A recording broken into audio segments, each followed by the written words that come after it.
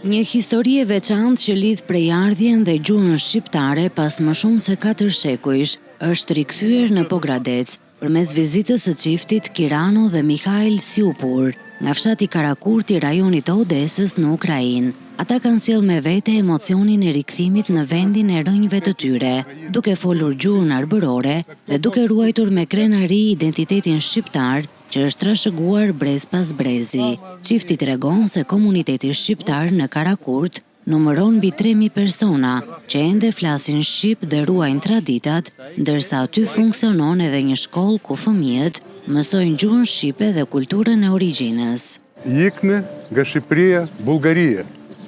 Roqin 200 vit. Pastaj nga Bullgaria iknë në Ukrainë. Dhe na flasim shqip në Karakurtit.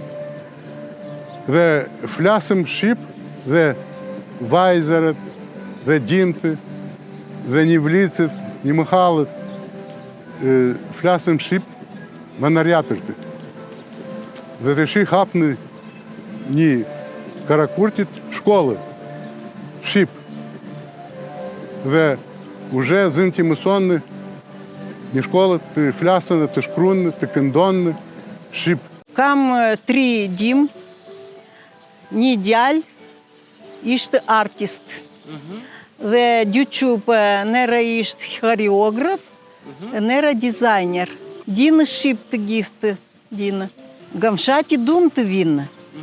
Ama të sheti ka luft dhe nuk e kështë dali puna.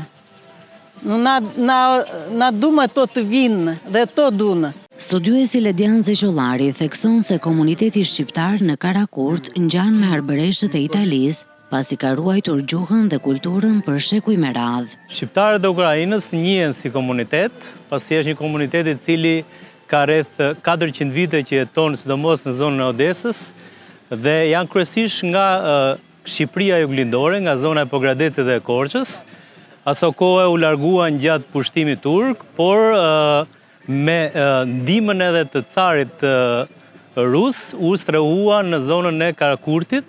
Është një komunitet i cili ka ruajtur traditën, kulturën, por edhe gjuhën shqiptare. Dhe kohët e fundit aty është hapur edhe një shkollë e cila mëson edhe shqip për këta shqiptarë të Ukrainës. Pra njihen si komunitet. Sot pavarësisht se çifti jeton në Londër pas largimit nga Ukraina për shkak të luftës, ata thonë se duan t'u tregojnë shqiptarëve të tjerë në Karakurt për vendin e origjinës, në mënyrë që edhe ata ta vizitojnë së shpejti.